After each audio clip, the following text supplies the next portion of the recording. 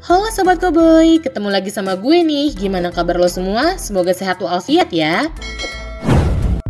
Seperti dicatat dalam laman Britannica, kasus pembunuhan berantai yang pernah terjadi di London, Inggris pada rentang Agustus hingga November 1888 adalah salah satu kriminal paling misterius bagi aparat kepolisian Inggris.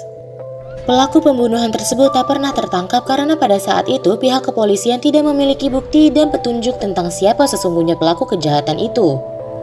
Itu sebabnya pelaku diberi julukan Jack the Ripper atau Jack si pencabik. Berikut beberapa fakta tentang Jack the Ripper. Siapa sesungguhnya pembunuh berantai tersebut? Let's check this out.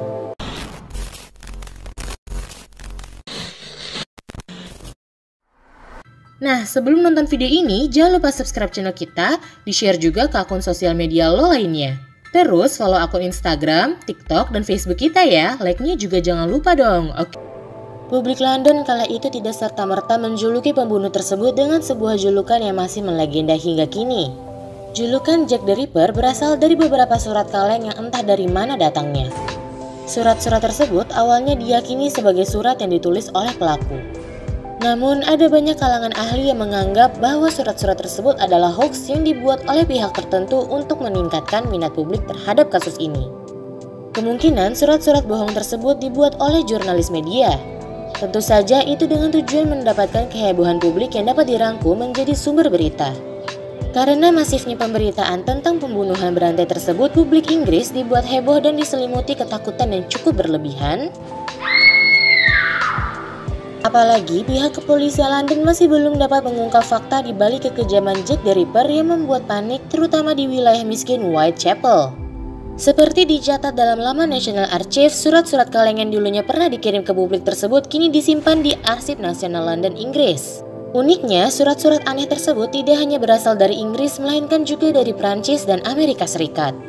Tidak diketahui secara pasti berapa korban pembunuhan Jack the Ripper. Namun, secara resmi ada sedikitnya 5 korban yang tercatat seperti ditulis dalam laman Britannica. Mereka adalah Mary Nichols, Annie Chapman, Elizabeth Stride, Catherine Eddowes, dan Mary Jane Kelly. Kelima korban yang tercatat tersebut adalah perempuan tunasusila yang berasal dari kawasan miskin dan kumuh.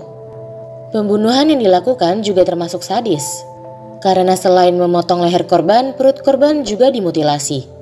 Kasus mutilasi ini memunculkan spekulasi bahwa pelaku adalah seseorang yang memiliki pengetahuan anatomi tubuh. Meskipun ada beberapa korban yang tercatat secara resmi, pihak kepolisian dan publik pada umumnya percaya bahwa korban-korban pembunuhan lainnya juga sebagian besar dilakukan oleh pelaku yang sama, yakni Jack the Ripper.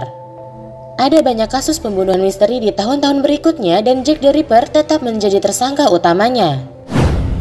Masifnya pemberitaan media dan munculnya banyak desas-desus di kalangan publik Inggris membuat nama Jack the Ripper juga semakin tenar bahkan di skala internasional. Beberapa surat kabar Prancis, Italia, Spanyol, bahkan Amerika Serikat memberitakan kasus pembunuhan berantai sadis yang terjadi di kota London tersebut. Great British Mag dalam lamannya mencatat bahwa kasus Jack the Ripper masih sering disebut-sebut di London hingga saat ini. Bahkan pada 1986 silam, FBI telah membuat profil psikologis secara terperinci dan berusaha menyelidiki atau setidaknya mengetahui siapakah pelakunya.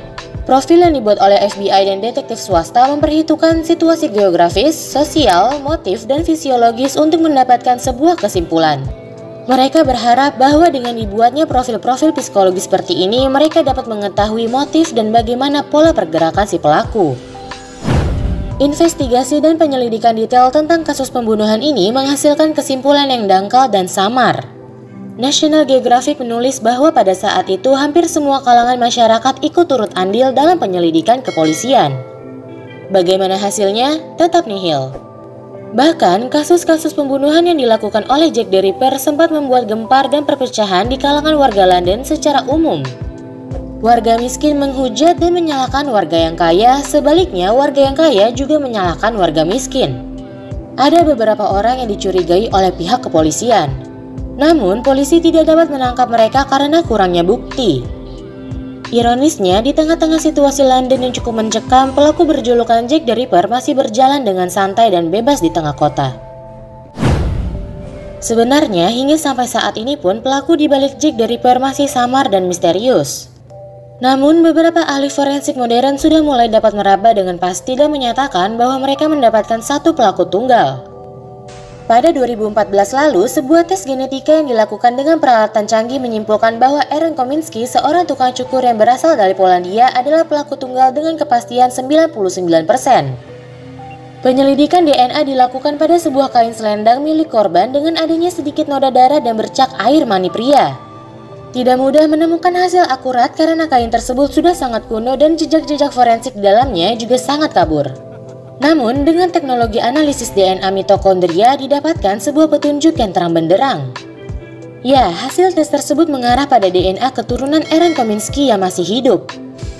Jejak sperma di selendang korban tersebut identik dengan keturunan Kominski secara genetik. Dulunya Aaron Kominski memang pernah dimasukkan sebagai salah satu tersangka utama, namun polisi tidak menahannya karena tidak cukup bukti. Namun lagi-lagi sampai saat ini kasus tersebut juga masih misterius. Ada ahli DNA lain yang berpendapat bahwa tes sperma dengan metode DNA mitokondria tidak akan menentukan siapa pelakunya karena pengujian tersebut justru akan bias dan membawa petunjuk pada ribuan laki-laki di London di sekitar tempat kejadian perkara. Kominski juga ternyata pernah dimasukkan ke rumah sakit jiwa karena menderita kelainan mental yang parah. Ia akhirnya meninggal pada 1919 di rumah sakit jiwa tersebut. Kominski didiagnosis memiliki gangguan mental berupa penyiksaan diri yang terobsesi dengan gairah seksual menyimpang. Dan juga dalam sebuah studi yang dipublikasikan di Journal of Forensic Science, dosen senior biologi molekuler dari Liverpool John Moores University, Jari Louhilainen, dan pakar andrologi molekuler David Miller dari University of Leeds mengklaim bahwa mereka menemukan petunjuk tentang identitas pembunuh berantai itu. Mereka menjelaskan bahwa keduanya menggunakan satu-satunya bukti fisik yang terkait dengan pelaku dan ditemukan di salah satu korban Jack the Ripper. Dilansir dari New York Post pada Rabu 20 Maret 2019, Sains melaporkan bahwa dua ilmuwan ini menganalisis DNA dari selendang berdarah milik korban keempat Jack, yaitu Catherine Eddowes. Wanita ini terbunuh pada 30 September 1888 dengan kondisi tubuh rusak di Whitechapel, Mitre Square. Itulah beberapa fakta tentang Jack the Ripper, seorang pembunuh berantai yang sangat misterius hingga kini. Bagaimana menurut lo Sobat Koboi? Apakah kasus-kasus pembunuhan berantai tersebut memang sudah terpecahkan?